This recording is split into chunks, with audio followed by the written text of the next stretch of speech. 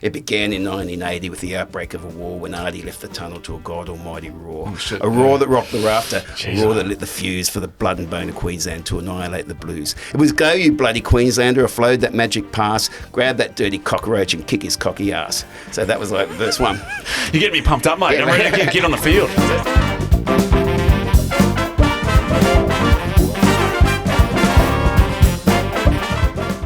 G'day folks, welcome back to another sauna session of the show. In the sauna today we've got Nik Phillips. How are you, Nick? I'm well, mate. How you doing? Good, mate. Thank you so much for joining us in the sauna. You're welcome.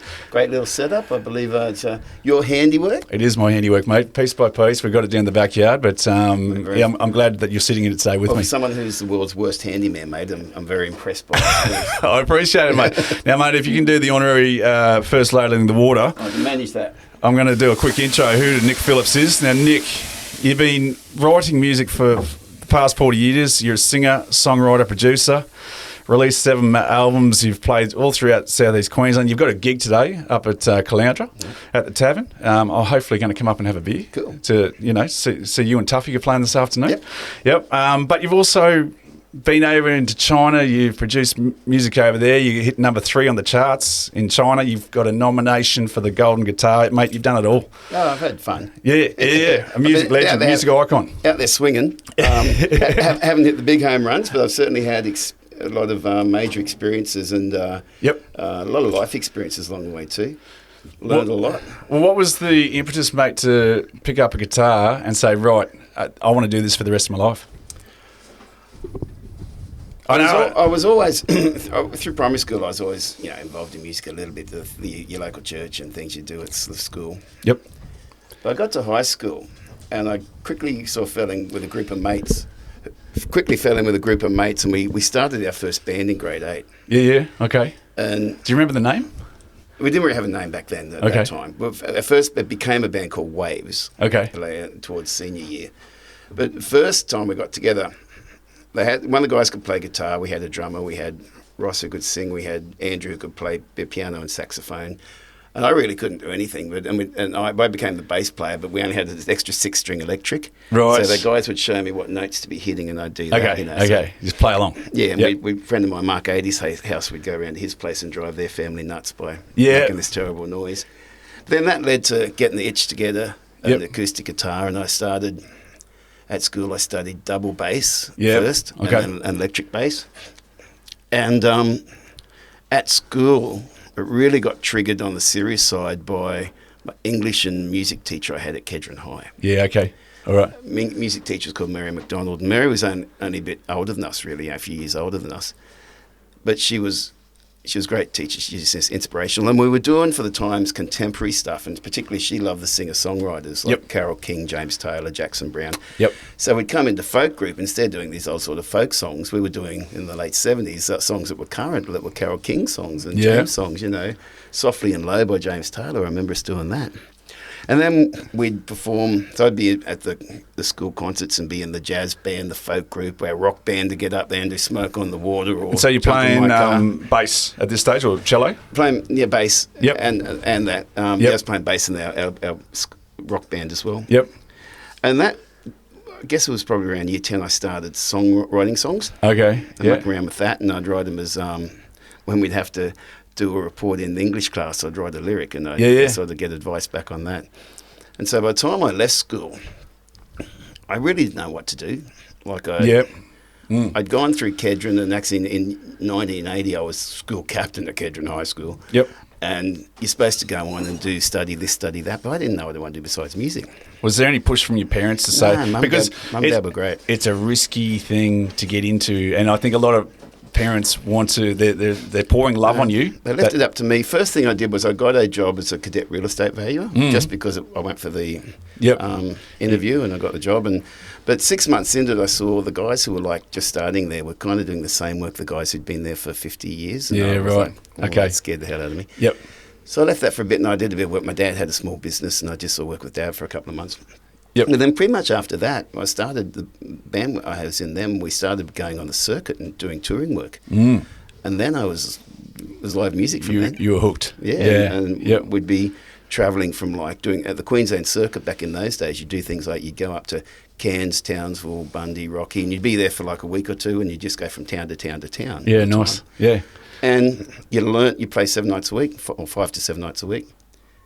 Some nights you'd be playing to no one. Some nights you'd be playing to 2,000 people. Yep. Next night you'd have to pull your gear down because Dragon's coming through, and you've got to support Dragon or Ice House or that. So you got all this experience, and you learn how to do it. Are you on the side of the stage taking notes from these bands? No, but you're living it. You're living it. Okay, you're part of it. Yep. So you even little things down to being the singer. Yep. For the support act. You always had, when you were packing up, you always had to supply a couple of guys to help pack up the gear with the road crew. Yeah, okay. And it was always the singer's job to roll leads. Yeah. And there's a thing you do called unders and overs. Yeah, well, in the film, we know it very well. Yep.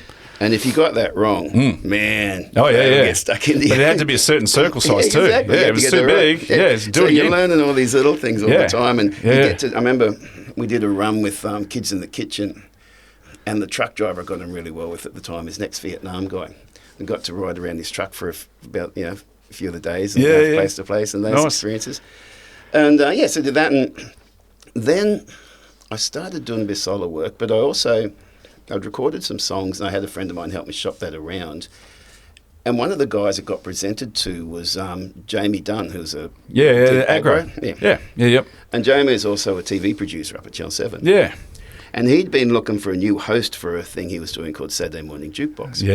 Yeah. And he tried me out for the hosting spot. I thought I had to look for it and all that, but I didn't have the voice for it. So I didn't get that job, but he got to know more about my music. Yep. And he sort of became my music major there for a while. There you go. And I became a regular on Channel 7.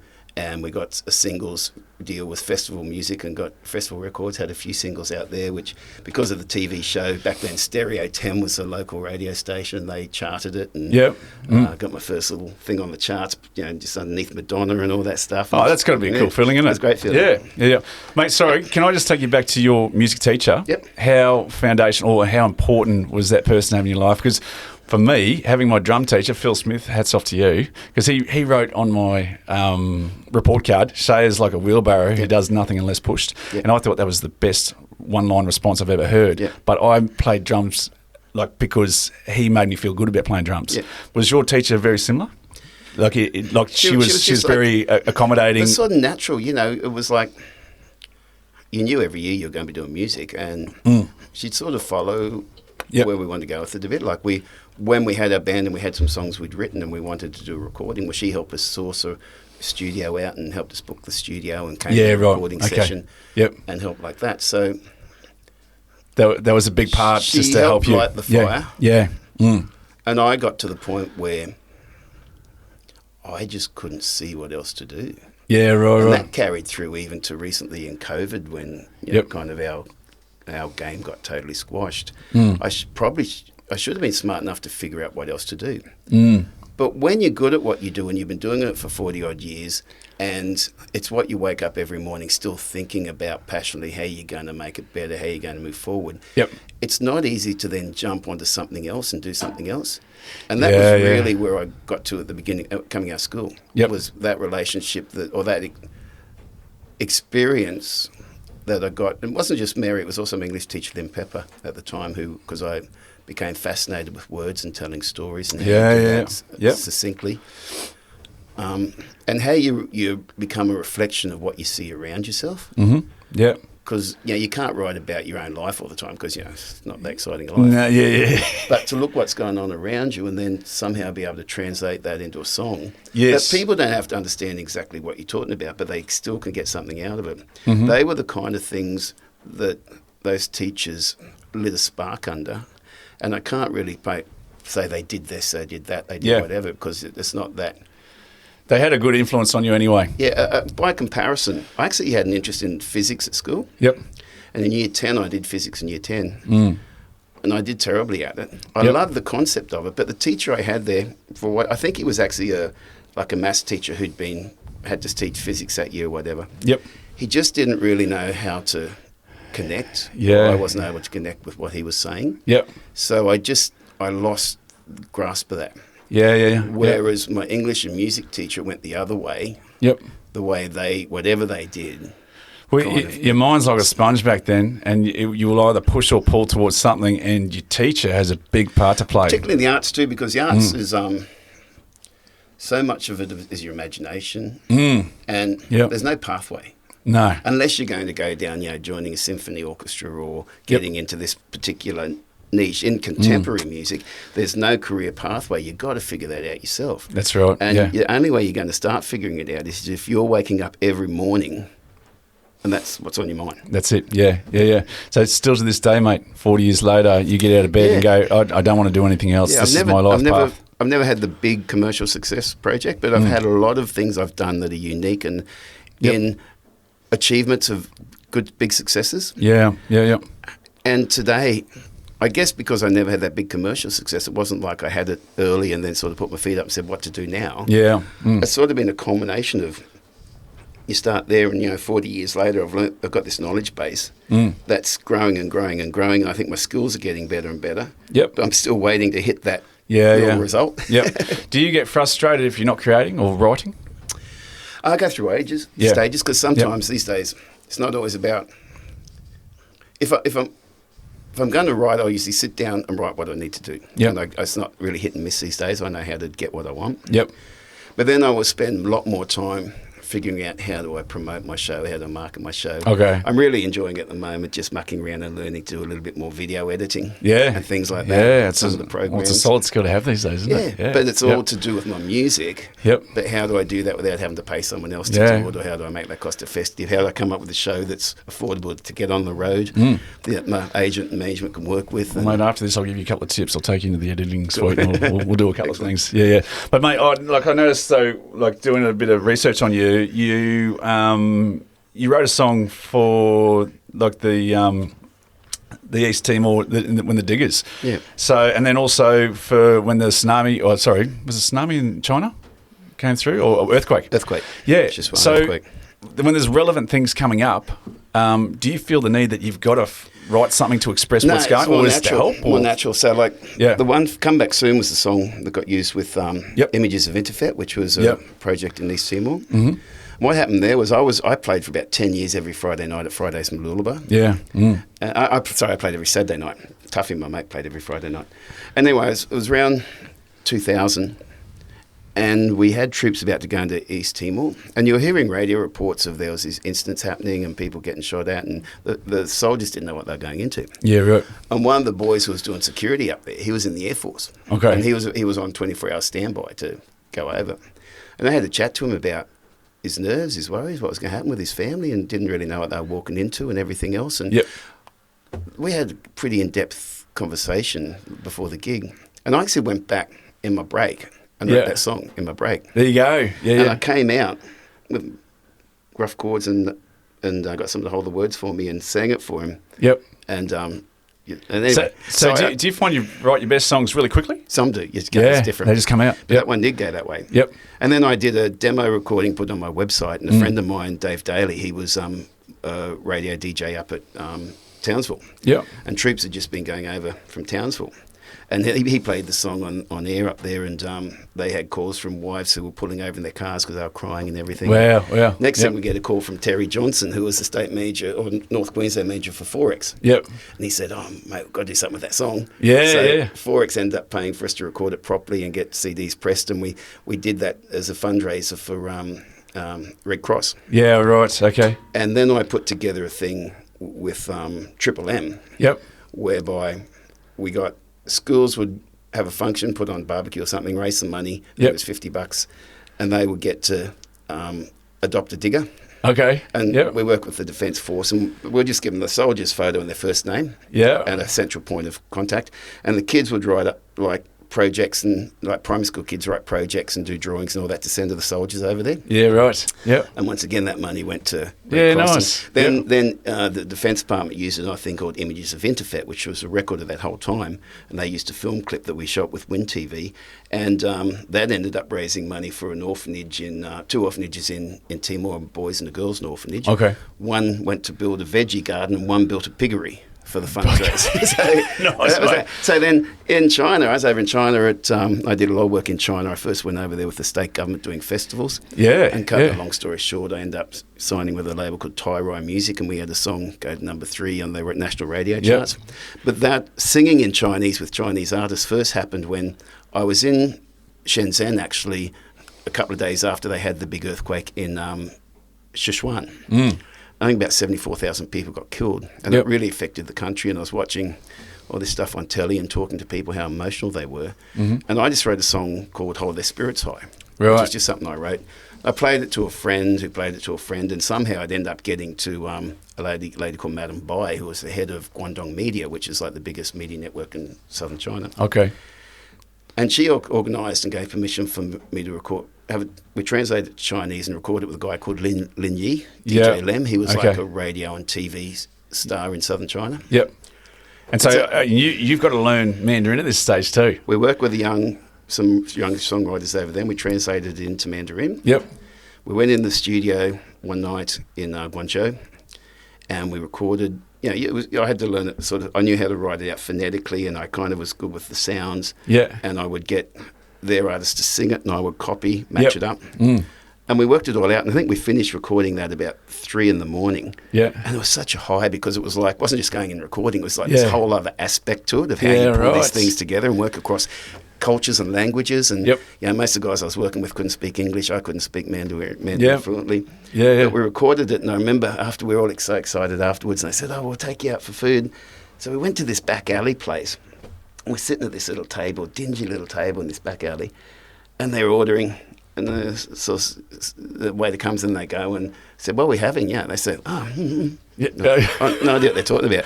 The next thing, this big bowl of turtle soup comes up. That's turtle. That's Mandarin for turtle. That was beautiful. And we just drank so many beers and had this turtle soup till the sun came up. That's right. But then that song got used as a flagship song on a TV special they did to raise money for the earthquake victims. Yeah, right. And that was going to air, I think, about 3 or 4 days later. Yep. So I had to learn that then phonetically. Yeah. So that meant a few days in the bathtub in the hotel room, drinking red wines, just going over and over learning. Do you enjoy that pressure? Love it. Yeah, love that side of it. Yeah. Some people hate it and fold, but there's something about having a deadline or just know that you've got 2-3 days and then you've got a phonetic, like you've got to get the tonality of this thing right. Not only just learn everything's got to be spot on. Well, I did another song over there called 5-Star Red Flag. It's like the translation, whooshing. Yep. And it was written and produced by a guy called Li Jie, who's like one of their biggest producers over there. And it was a big hit for a big artist called Sun Nan, who was a bit like their Robbie Williams. Yeah, okay. And anyway, Li Jie wanted me to record like an English/Chinese version where I did the verses in English and did the chorus in Chinese and all that. Yep. I then performed that on a TV special that CCTV4 did on Li Jie's life. Yeah. It was sort of used to show he works with international artists and all that, and I came out and sang it. And is this the first time this has ever? Is this like kind of a Run DMC Walk This Way, Aerosmith? Yeah, never been done before. And that TV show went out to 70 million people. Yeah, right. And I was sort of singing on that, and that stuff. I thrive on that stuff. That's most people go, "How do you do that?" But I love that stuff. Nice. I'm terrible at like the basic business stuff, man. I will go into a panic attack looking at a bank statement. Yeah, right. Balance sheet. But I can get up in front of 70 million people singing Chinese. Yep. That's skill sets to develop. Can you talk us through, like, okay, you got a gig this afternoon. Do you still get butterflies before you go out on stage? Not that type of gig, no. No, okay. So you just go out and do it. Is there an alter ego that you've got when you're on stage? A little bit. Okay. Yeah. Not an alter ego. Or just. But you have to go out. What character do you play? You have to go out there a lot more confident than what you really are. Yeah. Okay. All right. Have you got a name for this person who is on the stage? No. A mate of mine, Mick Flanders, he said I kind of, when I was doing solo gigs, he said I had like a cool arrogance. Yep. Yeah. Which is probably kind of right. It's like you have to be up there like. Yep. Not really giving a shit. Like if people want to enjoy it, I know I'm good at what I do. Yep. if people see me in the dark room, lights are off and spotlights on, it's a good PA, I can capture people's attention. Yeah. Other gigs when I'm playing there and they've got TVs on, it's a pub gig and no one really cares what's going on. You get someone in the corner. I'm not going to take that personally. No. That's just the nature of the atmosphere you're playing in. I don't like playing in that atmosphere. But so many times that's got to be your gig for $1. Look, when I was performing, I always, if I saw people heads down, I played harder to get them up. Have you got that sort of feel? No. Anyway, some days, if the crowd's just not there, I just go into playing whatever I want to play. Yeah, right. And I know it's going to be quality. And usually I'll get people coming up and half saying, "Oh, it was great." But it's just the atmosphere wasn't set up. And so much is perception. If you're walking into a room and you see an artist up there, and this is what they used to do really well, the venues back in the late 80s and 90s a venue like in Brisbane, like a Majesty's or Friday's Malula Bar up here on the coast, you'd walk in and you'd see the room was dark, the stage was there, the spotlight on the stage, TVs were off. It had a feel to it. You'd come out, you'd get people's attention, and you'd give them an experience for 3 hours where they'd sing along, carry on, do everything. Now you walk into some of those same venues and they've got tellies on, there's more about serving food, the pokey rooms out there, you've got to keep the volume down for that. And if they expect you to build that same atmosphere. Can't be done. You've got to get the perception right. Once it's, you can't go in and do a great craftsman's job with your one hand tied behind your back. You've got to have the whole thing put together. Well, mate, I'm definitely sure I would have been part of the crowd, like my rite of passage coming into like sneaking into clubs when we were 17, 18. What was your favourite clubs to play in Brisbane back in the day? Probably like a Majesty's. I mean, I played there for a long time. You had City Rowers, you had the Embassy. Oh, City Rowers. Geez, they were the days. Criterion. Yeah. You name it. I played at all those clubs. Then up the coast, Fridays and Malula Bar, I was there for a long time. Fridays had a good vibe of it. It's great up there. Yeah. And you get people coming up every weekend from Brisbane and Caboolture and all that to come to Fridays. And, well, it was a mainstay of because obviously, I'm 45, so we're all into this Spotify generation now, but there's something about a live gig that you can't. When those amplifiers hit you, the speakers hit you, and as you said, when you don't have all those distractions, like I know a few of my mates these days, and they'll be the first to admit they've become venue snobs. Well, so like the Trifford is a great venue, like there's or the what's the bloody aerodrome one? There's some really great venues in the valley, but there's no pokies, there's no bloody TVs, and it's just you and the music. Well, going back to before the pokies came in, it was about entertainment had to draw people, and so the venue would work with you, and you'd have it set up right. And say whether it was rooms like Tomo's up here, or you had the Alex Surf Club, or you had in Brisbane, the Roxy through to Mansfield Tavern, through to you had rooms everywhere where it was about a full band PA, full band up there. The rooms could hold 1,500 people, 2,000 people. You cram in, it'd be hot and sweaty. And it was a great atmosphere. That was what it was. But that went away when rooms stopped focusing on entertainment and became more about pokies and then became more about restaurant and food. And then sort of taxes came in and drinks got too expensive. Because back in those days, people could afford to go out and drink. For sure. Now it's just too expensive for most places. Did you ever play at Mary Street $1? $1 Spirits. Yeah, mate, did all that stuff. Crazy. They were just so everyone had a ball. The energy was great. You had some amazing rock bands coming through. And we had so many good bands. That's the thing. We lost when those venues changed. We lost. Back in those days, you could go and see. Dragon one weekend, and next weekend Uncanny X-Men were coming through, or there was constantly bands touring through these venues. So you got to see bands there. You got to experience that.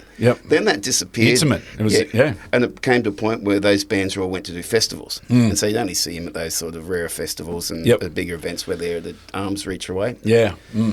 And you lost that experience, and there's a whole generation who's never had that experience of watching great bands up close in that type of room. For sure, I think it will come back around because there is a generation that it will get discovered again, and some venues will start to... Venues have to get more competitive. Acts have to pick up their game, get better at the marketing in the new environment that's around the place. We need to lift it up. It's like we... The other thing we always had, of course, as an income stream was CD sales. So people would buy you CDs and everything, and that would be part of your relationship with them as well. It's gone now, isn't it? We lost that. And the streaming, the problem with streaming is, over 100,000 songs get released every day. So it's just a mass waterfall of content coming out. It's so hard to get your product out there. And and people don't get to live with it. Like when people had an album or a CD, they would play it over and over again and get to know your stuff or whatever artist it was, and became a relationship. Now songs come and go so quickly that it's only the few artists that really get to hang around. Do you remember the first CD you ever bought? No, but my first albums were probably like... Cat Stevens or... No, actually, I think one of the first ones I clearly remember was Taking It to the Streets by the Doobie Brothers. There you go, yeah. And that was a big one for me.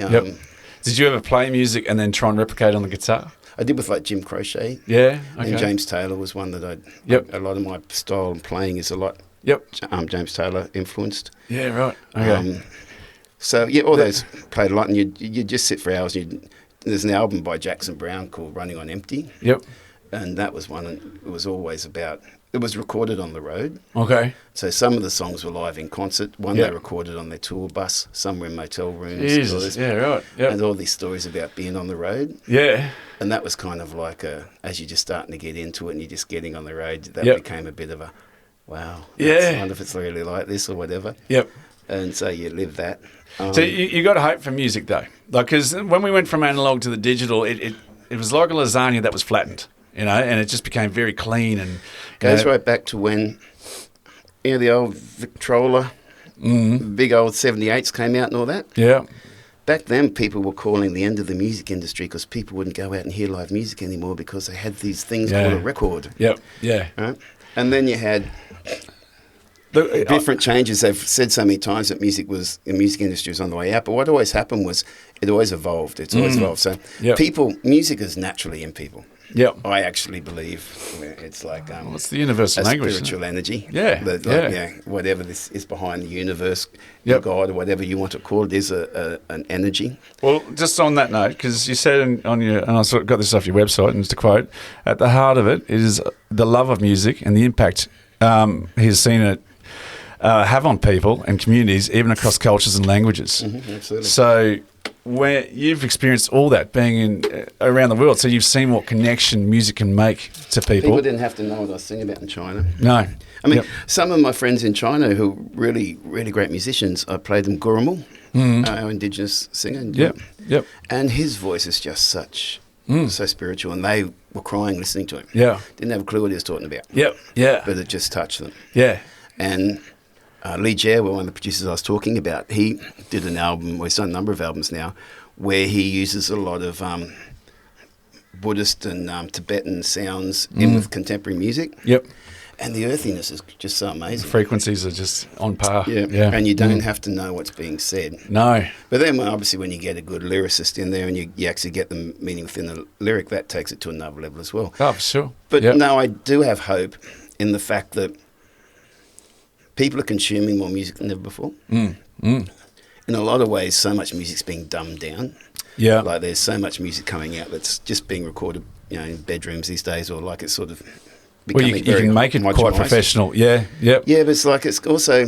There's that flattened effect again. Yeah. Exactly. Yeah. And I think people do reach a point... Like there's a big upsurge in like the country music lately. I think with the young people, and I think a lot of that has to do with they got really sick of a lot of the homogenous pop music that was being made. So they're hearing different stories in country that hadn't heard before in their generation. And I think that'll happen in general, and we'll get to the point, I believe, where one day we'll come up with some technology that will be like an album in some way in a new technology form, where people actually rediscover the experience of listening to a set of songs by an artist and going on that journey. Because there's a generation that hasn't happened before. It'll be new to them again.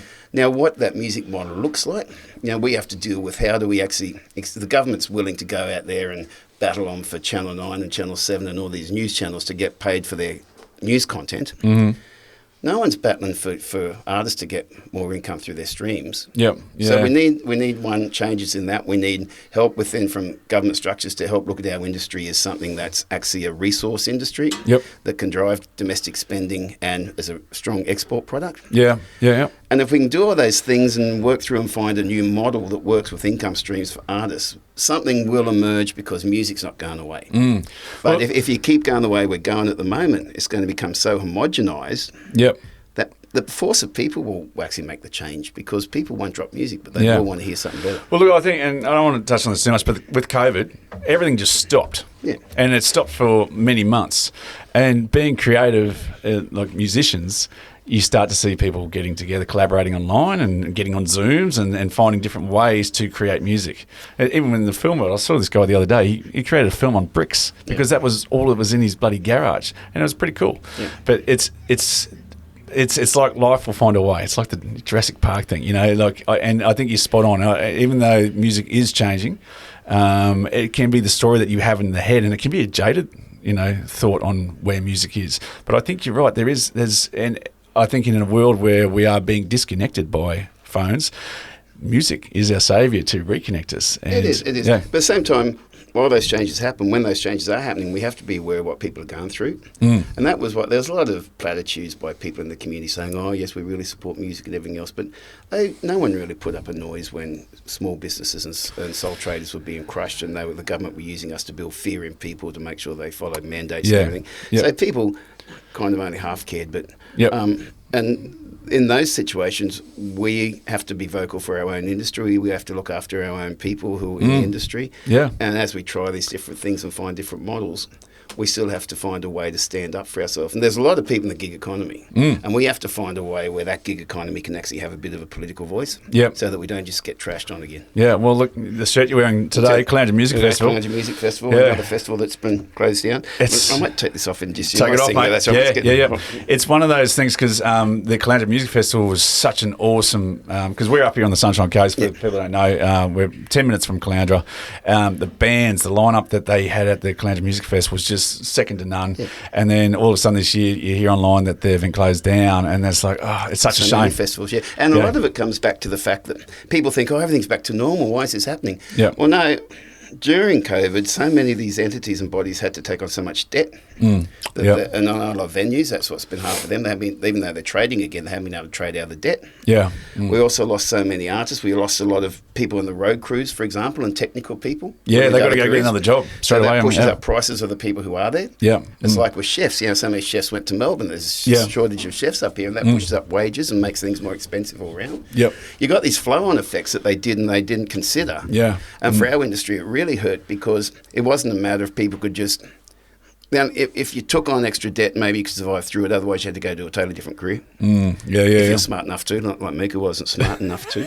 But and so you lose them out of the industry. Yeah. And that just doesn't replace. And that affects everything rolling on. For sure. And then when they came up with these plans, like they'd put money into support, you know, the federal government will put money in to support some of the festivals.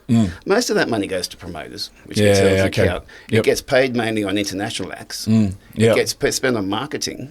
And then maybe the 6 local artists they have get a gig for a day. Yeah, right. Yeah. So all this big money goes overseas and nothing goes to support here. So they're just the things, and I know I don't want to sound like whinging about it all the time, but we've got to learn these lessons if we're going to get through those ups and downs. Yeah.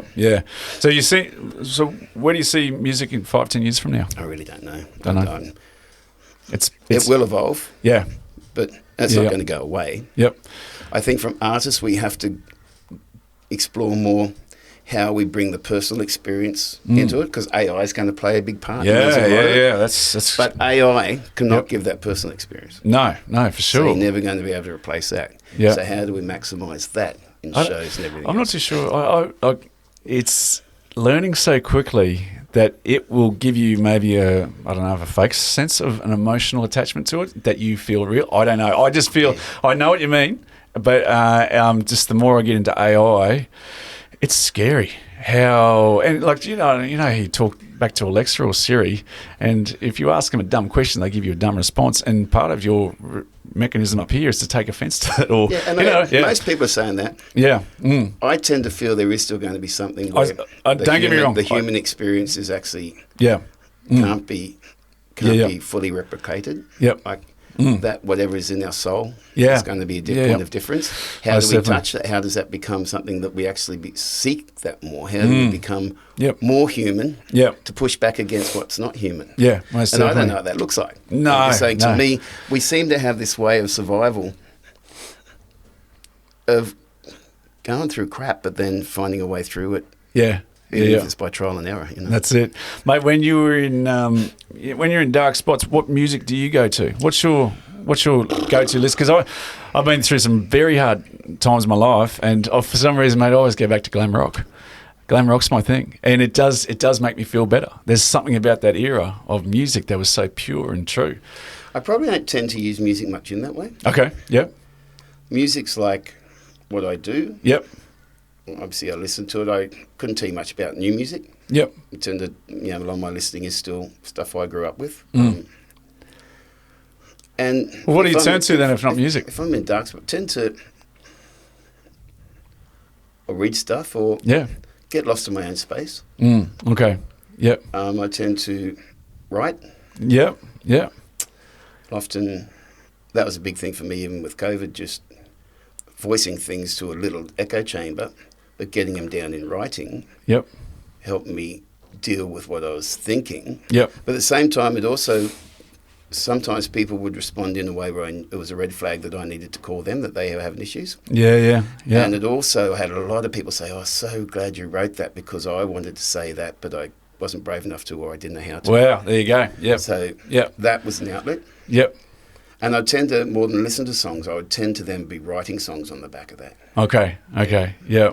So with your writing process, mate, because I don't know about you, but I jump around like an idiot and just I'm feeling the music out. With your process, are you seeing something relevant or something bloody a mirror on the wall, a flower? Like it's different. It can relate to just, if I'm writing stuff for myself for a project of mine, I just sit down sometimes with the guitar, just start twiddling. Yeah, okay. And so often I've written songs and I'll listen back to the lyrics years later and I say, where did that come from? I don't actually remember thinking that. I don't know how that came out. Was it just, end up with it? Yep. Other times there'll be something I specifically want to write about. Yeah, okay. Like I put a little show together a while ago called Sunshine State of Mind Show, and that was telling stories about Queensland. And one of the songs I wrote in there is called Daddy Why, which is about domestic violence. Okay. And I specifically wanted to tell a story about that. Yep. And then other times, one thing I do is I actually write songs for people and businesses. So I'll sit down and I'll create a brief. Yep. And I'll write to that brief based on type of sound they want, what the message they want to get across them, what often won't be their words specifically they're saying, but they will give me just in prose what they want to say. Yeah. And then my job is to filter that into a lyric form. Well, I was watching one of the videos on YouTube last night of you singing to this lady, bawling her eyes out, having the best time. That's going to feel good. That's great. Well, Matt, her husband, he was an executive and won something unique for his wife. Yeah. And so I met with him and got him to, I just said to him, mate, write your story down from how he's met and everything, and he just did a couple of pages on that. So they write their story down, you transpose it into a song, but then you go record the song as well. You get in a studio. I can either, in that case, I did a recording and I also turned up at their house and just played it for an anniversary. But I can do it with, depends on, the songwriting, you have like a fee for writing the song, and you have, a fee for coming up with the structure and making people happy with the song, do a rewrite. Yep. So that's sort of set. Yeah. Then the recording process comes down to what they want. So I can go in quite cost effectively with a guitar, overlay a couple of harmonies and get a nice acoustic version of it. Yep. Or they might want us to get the symphony orchestra in, and it becomes a big budget production. But that's got to fill your buckets up. Like when you leave that household after, singing that song to her and she's just like bawling, you must walk out with a massive grin on your face going, that's just, I did a song for Caloundra Council, or Sunshine Coast Council for Caloundra. Yep. And that was great. I sat down with the then Deputy Mayor, Tim Dwyer, and we just got Tim to let me know the things about Caloundra that he wanted to talk about. And of course, his list was huge, and I had to filter that back down and give it priorities and come up with sounds I felt reflected the region and everything else. Yep. And that's part of the craft that I'd actually like to develop more, because I think there are ways that businesses could use songs more effectively. Like, in most times when people think of businesses using songs, they think of jingles. Yep. I mean, jingles are ads. Like, they bounce off us. We're hit with like thousands of ads every day. Yep. But I'm thinking if you could have a business, let's say a real estate agent, right? Most real estate agents kind of look the same. Yeah. They've got good marketing, good website, nice pictures of their people, friendly people.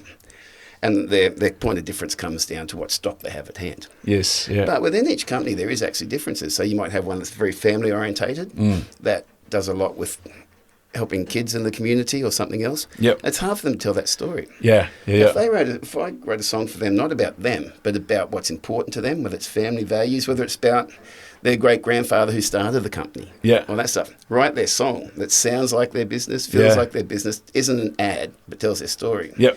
Then I'd like businesses to align that song to a charity. Yeah. And then they use all their social media marketing, gives them a reason to reapproach their customers. Yep. And say, hey, guess what? You won't believe this. We've produced our own song. First of all, there's curiosity. What? Wow, that's cool. What's that about? Go to our website, have a listen. When they go to the website, people obviously re-put in their email address and everything, update everything. Yep. You give them the option, this song is supporting this charity. Yeah. Feel free to download it for $10. Go straight to the charity. Yeah. They download the song. And then within that song, you build in little icons, like icons. Yep. Little things that the company can use across their website. When people click on something, you get this part of the song come up, or this little sound, or this little lick, or whatever. I've got a good book for you. It's called Stories That Stick. Yep. Right, and it's actually storytelling, but for business as well, and actually how storytelling just interweaves into everything that you do. In the music form. Yep. But then also taking those audio elements and use them as part of your social media platform. Like, for example, the French railway system apparently has done a lot with audio sounds with their whole radio system. Instead of announcement, people recognise music things they have going on. Yeah. And there's all these points of difference, I think, can be explored. Yep. And they're the things like, when you say what the music industry is going to look like moving forward, we have to explore these avenues. Like here in Queensland, for example, one thing the government is doing really well, I believe, is putting in good incentives for film projects to be attracted to. I think the studios in Queensland, the studios down the coast are booked out for years ahead, because it's working so well. But while they're putting those, and a lot of those incentives are about tax exemptions and things like that the producers get, the investors get. If there's some little bit extra incentives come in, say for example, if those projects use 5% Queensland music in their projects, that creates residual income for artists. And then instead of investing in grants where artists have to compete to go and do whatever, maybe invest in helping artists learn more how they work with film scores. And connect with that industry and present their music in those areas. How does let's encourage more music attorneys here so they can help. Like in LA, a lot of the industry revolves around the music attorneys or the entertainment lawyers, because they are central to all the things that are going on around it. Gotcha. And how do we start looking at our industry as ways for these other income streams to develop? Well, there's some people doing it, but how do we make that a bigger thing so that Queensland then does become a Nashville or an Austin or an emerging music hub for Asia Pacific? Yeah. Have you ever thought of transcending your storytelling capabilities into film? I'd love to. It's just, once again, how do we go about this? This is the stuff that I think there's opportunities for us to develop business schemes in. But you don't know all those skill sets. You need to know how to access people to help with those things and put the networks together. Most definitely. And so they're the type of things where I say, what's it going to look like? Things will evolve, things will emerge because they naturally have to. The gaming sector, there's a lot of young artists coming through the music they're writing, and we do a lot of gaming production here in Queensland. How do we build incentives for those companies to work with more local music? And mate, the cameras are starting to heat up a little bit, but I did want to talk to you about, you wrote a song for the State of Origin team. I did. Right now. With Rupert McCall. With Rupert McCall, can you please explain? Okay. Well, obviously mad Queenslander. Grew up at the time when Origin was born. Went to the games and we used to get thrashed and mauled. You're one of those blokes over the border, aren't you, mate? No, you're cool. No. We had Nathan in here. Nathan in here. No, I'm die-hard Queenslander. Okay. We can still share the space in the sauna. It's fine, mate. We'll sort Nathan out later. I saw you with the Maroons jersey on there, and I thought, okay, now I can relax. So anyway, it was around 2002, I believe. Rupert got asked by Wayne Bennett to go into camp with the Queensland team to do some inspirational talking like only Rupert can do, Sorry, mate, just for context, for people who don't know about the State of Origin, it's the Queensland Maroons or the Cane Toads versus the New South Wales Cockroaches or the Blues. And it's been... In rugby league. It's in rugby league. It's a war that has been going on for decades. Well, what happened was back in the 70s, you didn't have the national competition. You had states... Queensland competition, New South Wales competition. Clubs in New South Wales had pokies, and they were a lot richer with their money that comes through the clubs. So they would buy a lot of our best players and take them down to play for the New South Wales competition. And still... Every year they'd have the Queensland New South Wales comp. But they would pick our best players to play in their team. So they would come up here and would have that comp, and they would thrash us. Like, it'd be 60-2 if we kicked a goal for 2. We were like, Isn't the rules of engagement, it's the first club you played as a junior? Well, now it is. Now it is, okay. That's what happened with Origin. Yep. They changed it. That was where you first started your career. Yeah, yep. So it doesn't matter where you play, you go back and play for that state. Because Peter Sterling was born in Queensland, but he was New South Wales. New South Wales, yeah. But so what you have now is once they brought that in 1980. Yep. And it was driven by a guy called Dick Turner. Yeah. And Ross Livermore was another one. Yep. John McDonald. The backbone of the Maroons. Yeah. These legends put it together. And the first game, we got our legendary captain Artie Beetson back to captain the team. Yep. And we beat New South Wales. Yeah. And it wasn't the most exciting game, that first one, but it was because we won. Yeah. And suddenly there was just a fuse lit in Queensland that was like, went off like crazy. For again, people don't know, the Queensland spirit it's a real thing. It's a live entity, isn't it? It's breathing. New South Wales just don't have it. No. Then it grew. And they'd have every year they have these 3-match tournaments. Yep. And it's the top level of football. And back in those days, they were pretty violent. Like in the early days, there was lots of fights and everything. That sort of changed out of the game now, but they were very full on. I'm not a violent man, but I want that. Bring back the biff, you know. Well, see some of that passion. Yeah. And it's all left on the field, you know. But bring back the biff. Yeah.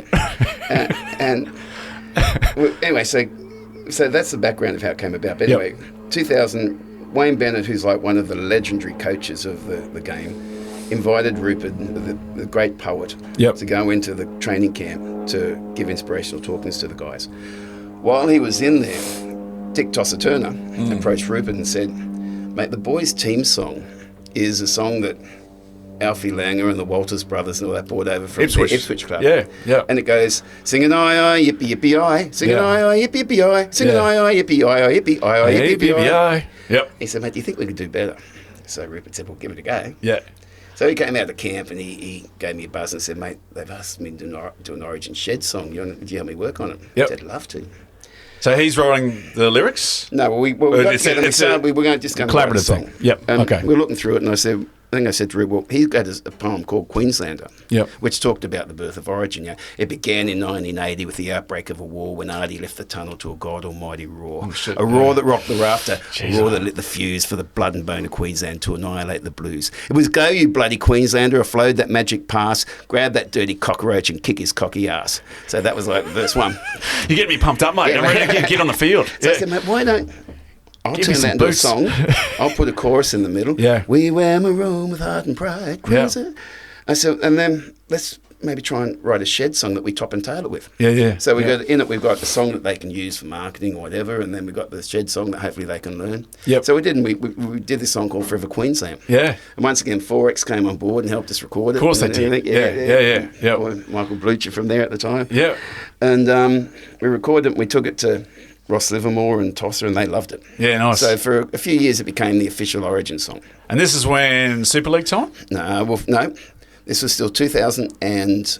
Okay, it's a little bit later. So Super League was 94. That was that time then. Yeah. And that video clip online, someone's cut that together. Yeah, right. Okay. This was 2002. We played live at the last game they played at ANZ Stadium when they were building Suncorp. So for a few years it played at ANZ. We played the last game at ANZ. Yep. And we played the first game at Suncorp Stadium. Yeah, right. In front of 55,000 people. Jeez. And then back in those days, Triple M would play the song all day coming into the game, or ABC Radio would play it. And we'd go out and did a lot of functions with the Fogs, the former Origin greats. Yeah. So they do the fundraising things out in regional Queensland. Could you feel the Queensland spirit in we got to travel around with Mel Meninga and Tony Carroll, all these people, and even Tommy Radonikas, mad New South Walesman who won. We actually loved at the end of the day. I think we'd take him on as a Queenslander, wouldn't we, Tommy? Everyone loves Tommy. He used to play front Tommy at the Lutwich Crown Hotel. Yeah, he had his seafood van. Yeah, he's an honorary Queenslander, and mate, he wouldn't have. Is the cattle dog called? But we are happy to light the bloke. Nathan, he'll be watching, listening to this, but he always sends us the cattle dog call, before an Origin game, and I watched it with him on game 2, and I was very quiet, and he was obviously we're in a pub with all Queenslanders, so he's doing little golf claps, but inside he's glowing and he's gloating, and I get it, and So we did that song, and it's not a masterpiece musically. It's like a fun thing, but we got to hang out in the dressing shed with the team. And everything. Nice. And drinking a few 4Xs. They tried to. Gary Belcher was the team manager at that time, Yep. and he would teams are coming after the game, and he'd have the words written up on the blackboard. Yep. For the shed part of it. Yeah. Which is, let the Queensland Suns go with heads held high. Yeah.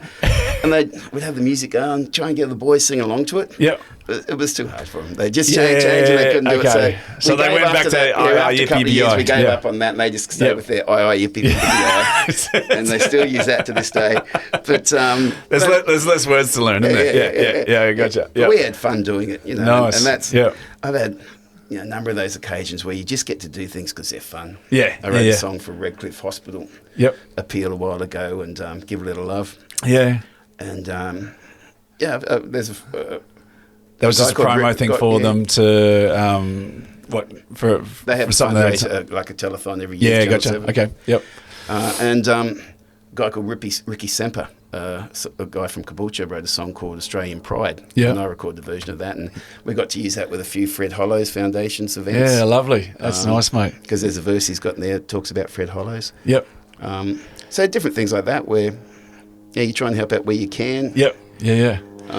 No, that, mate, is an awesome story because, look, anything when it comes to Queensland or being involved with the Queensland team and writing songs, mate, geez, you could end your career there and say, yep, I'm out in a high, you know. Yeah, so it's kind of, it fades, those things disappear pretty quick. I mean, I got to, just so many things. Like, I mean, things I'd never expect I've done. I actually got to, when I was in China, through a mate of mine, Richie York, who was a famous journalist who, Brisbane boy, but he became the editor of Rolling Stone in Canada, and he became John Lennon's publicist and wrote Van Morrison's biography and Led Zeppelin's biography.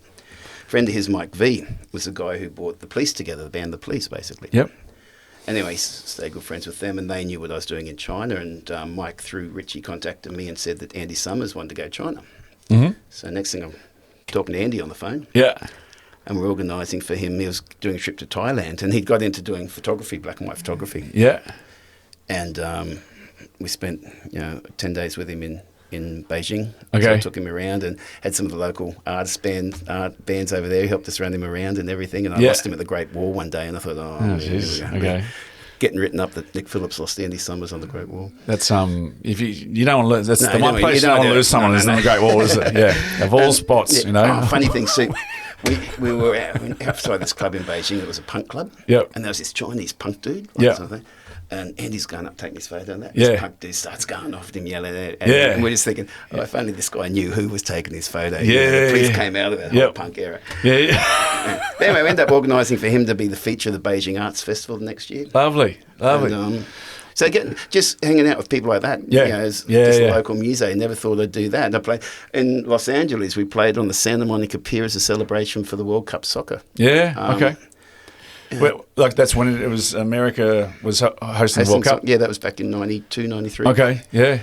Then, when we were recording in Cherokee Studios, and we literally got to hang out with people like LL Cool J and Spin Doctors and Lemonheads, or Ice-T doing interviews in the lounge over there, or... Did you just feel this creativity resonating through the It was hallways? really cool because there's 5 studios in Cherokee Complex. And back in the day, it was legendary for being the place where, like, that pot plant was the drug drop-off for that person. I got all these stories behind it. Yeah. But you got Little Miss from the Spin Doctors over here, and then you got some rap. Well, we're recording Studio 3, and they'd be telling the stories about how when Stephen Stills was recording in there and he was so wasted that they had to have an ice bucket beside him so he could stuck his head in between his toes. Right. They were good friends with Brian Wilson, and Brian had sort of got out of hospital at one stage, and they found him in the back corridors of Cherokee one time. But all these just amazing stories while you're recording it. But the cool thing was when we were in there doing it, it wasn't like you were around those stars. It was all these musicians just doing their job. Doing their thing, And the real eye-opener to me was, of course, he's a great artist doing what they're doing. Yeah. But I knew artists back here who didn't have the fame. But were as good. So we've had the talent here.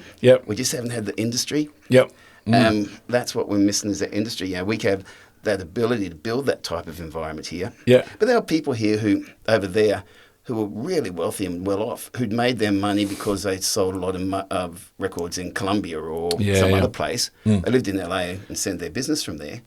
But they had this global reach. That's the type of thing, once again, we could be doing here. We've got the perfect environment to live in. We've got great business structures. Have businesses operate out of here. to be producing music for around Asia, Southeast Asia. Most definitely. Those type of things are ways we need to look at how things can change. Yep. Well, mate, I can see the glow on your face. Obviously, you've got a lot from music over the last 40 years. Mate, I really appreciate your time coming in the sauna. Oh, mate, thanks for having me in the hot room, mate. Yeah, how do you feel? Good, good. Yeah, okay. Do you know what I mean? The experience of actually sweating out while talking? Definitely, mate. Great idea, yeah. There's something about it that just... it takes right off for you. Yeah, I appreciate it, mate. Mate, look, thank you so much for joining us in the sauna. And where can everyone go check you out? Go to my website, Nik Phillips, N-I-K, Yep. Phillips, Phillips.com. Yep. And that leads to everything. You've got my albums and triggers to my social media and everywhere. Yep. So that's the easiest way. There's a tip jar there too. Throw Tip $10 jar in and help the music industry out. Yeah. I love it, mate. Mate, thank you so much for coming to the sauna today. I appreciate it, mate. Cool, buddy. And jump on Nick's website, go check him out, and I'm hopefully going to come and join you for a beer this afternoon at the is it Kings Beach Tavern. Yeah, lovely. Thanks, guys. And don't forget to subscribe to the channel, guys, and we'll see you for the next episode.